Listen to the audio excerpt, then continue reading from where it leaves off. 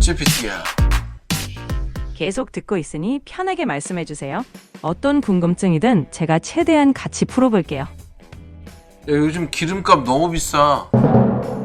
맞아요. 요즘 유가가 오르면서 다들 체감하고 있죠. 생활비에도 꽤 영향이 있을 텐데 혹시 연료비 아끼는 팁이 필요하다면 그것도 함께 고민해 볼까요? 칩이고 나발이고 간에 어저께 내가 기름을 넣으러 갔단 말이야. 우리 집 근처에 뭐 그렇게 싼 곳은 아닌데 경유, 우리 차가 이제 카니발이다 보니까 이제 경유를 넣는단 말이야. 나 세상에 경유가 1,900원대인 거 처음 봤어. 이거 말이 돼? 요즘 경유 가격이 꽤 올랐다는 이야기는 들었는데 1,900원대면 체감이 확 오겠네요. 확실히 지역마다 조금 차이는 있긴 한데 요즘 전반적으로 다 부담스럽죠. 그래도 잠깐 올라가는 추세가 좀 완화되길 바라야겠어요. 근데 이거 왜 그러는 건지 이유 좀 알아봐봐. 최근 경유 가격이 오른 이유는 중동 지역의 긴장으로 원유 공급에 차질이 생긴 데다 경유가 대체 연료로 쓰이면서 수요가 급증했기 때문이에요. 게다가 국내 가격이 국제 유가 상승을 빠르게 반영하면서 단기간에 크게 올랐습니다. 당분간은 가격 변동성이 있을 수 있다는 점을 염두에 두면 좋겠습니다. 중동 지역의 그 어떤 긴장이라는 부분에 대해서 좀 더 구체적으로 좀 얘기를 해봐. 최근 중동에서 이란과 미국, 이스라엘 간의 공습이 이어지면서 호르무즈 해협을 통한 원유 수송이 크게 줄어들었고 이로 인해 전 세계 원유 가격이 급등했습니다.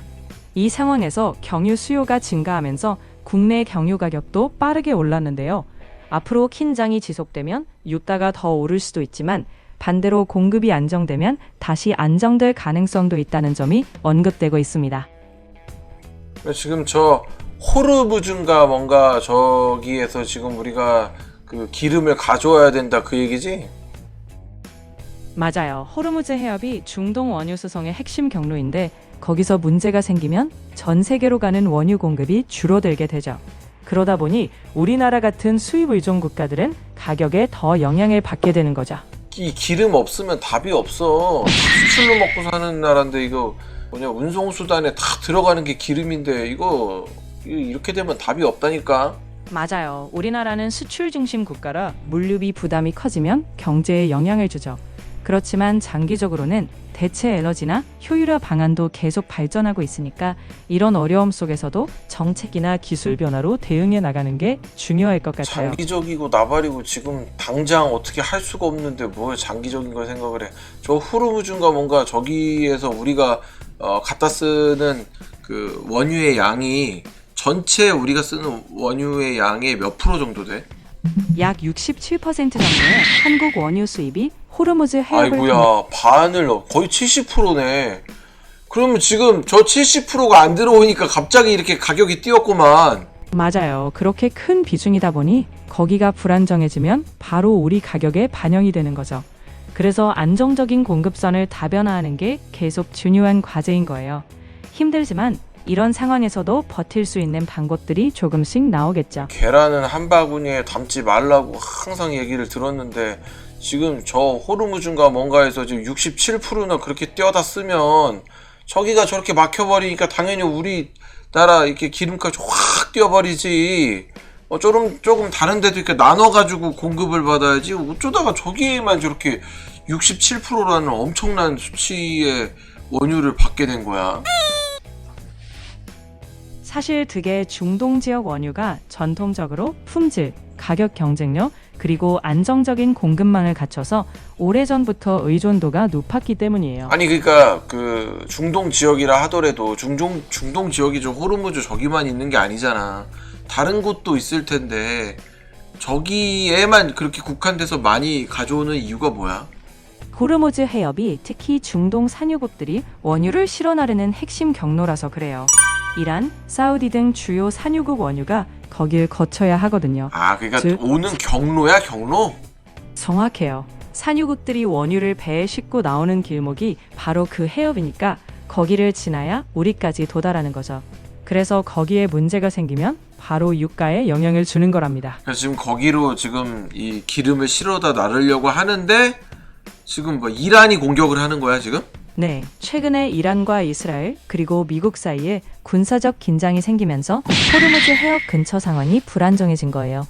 이란이 위협을 가하면 원유를 실은 선박들이 안전을 우려해 운송에 차질을 빚게 되고 그게 공급 불안으로 이어지는 거죠. 그러다 하여튼간에 보니 옆집에서 불나면 우리 집도 성할 수 없다더니만 다른 어떻게 보면 이란과 이스라엘은 우리나라랑 별 상관도 없는 나라인 것 같은데 참 이렇게 뭐 하나 터지면은 이렇게 영향을 받아요.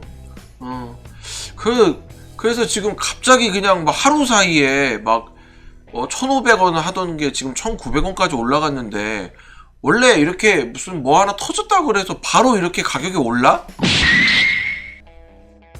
국제 원유 시장은 심리적인 요소도 강해서 지정학적 불안이 터지면 하루만 해도 가격이 확 반영되는 일이 많아요.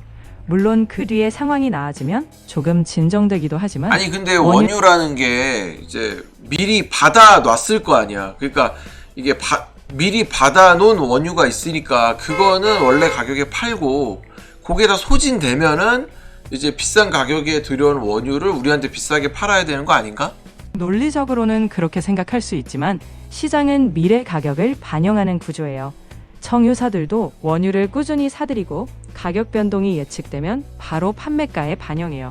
그러니까 이미 들여온 원유라도 시장 상황에 맞춰 가격이 조정되는 거죠. 아니 그렇게 되면은 예를 들어 내가 500원에 사왔는데 미래에 1,000원이 될 것 같아서 1,000원에 팔아야겠는데 하고서 1,000원에 파는 꼴과 다를 바가 없잖아.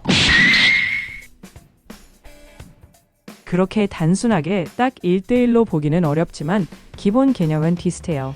미래 가격을 예측하고 그 기대에 맞춰 가격을 조정하는 거죠.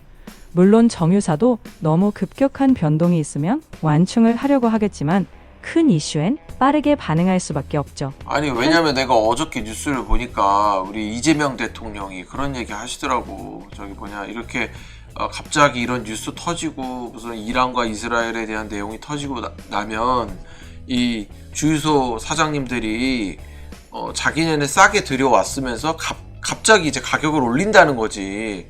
그런 일을 이제 금지시키겠다, 막겠다라고 하면서 칼을 빼드시더라고. 되게 좋았어. 그런 얘기를 대통령이 해주니까 너무 감사하고 좋더라고.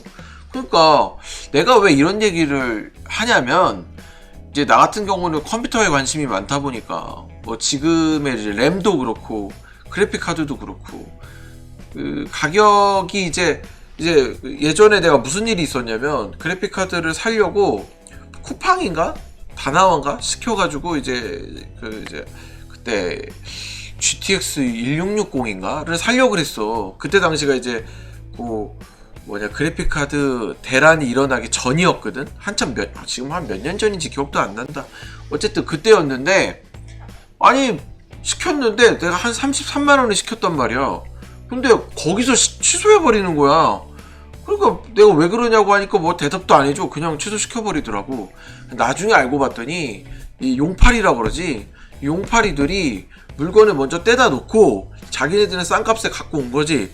근데 생각해보니까 조금 있으면 가격이 오를 것 같은 거야. 대란이 일어날 것 같은 거야. 그래 일부러 안 팔아. 일부러 안 팔았다가 가격 오르고 팔더라고. 그런 것처럼 원유 같은 경우도 뭐 똑같다고 말할 수는 없겠지만은 내가 싼 가격에 갖고 와서 앞으로 비싸질 게 뻔하니까 비싼 가격에 판다? 이건 좀 약간 양아치 아닌가? 당연히 소비자 입장에서는 그렇게 느낄 수 있죠. 그래서 정부나 규제 당국이 시장 투명성을 높이려는 이유이기도 하고요. 다만 원유 시장은 전 세계가 연결된 시장이라 완벽히 통제하기는 어려워요. 중요한 건 공정한 경쟁과 투명한 정보, 그리고 적절한 제도적 장치로 그런 상황을 최소화하는 거죠. 그러니까 이게 단순히 그 자본주의의 그 보이지 않는 손한테 맡기기에는 너무 리스크가 커. 이게 잘못하면 정말 소비자들만 독박쓰게 생겼거든. 이런 것들을 좀 이번 정부가 잘 좀 그렇게 못하게 막아줬으면 좋겠다라는 기대를 갖고 있습니다. 어쨌든 저는 요즘에 저 개인적 생각으로 좀 이재명 대통령 너무 잘하고 있는 것 같다는 생각을 갖고 있고 고맙고 감사합니다. 왜냐면 역대 대통령 중에서 이렇게까지 민생 경제에 섬세하게 파고든 대통령이 별로 없거든? 근데 굉장히 똑똑하시고 이렇게 섬세하게 파고드시는 게 진짜 역대급 대통령이 아닌가라는 개인적인 생각을 하게 돼.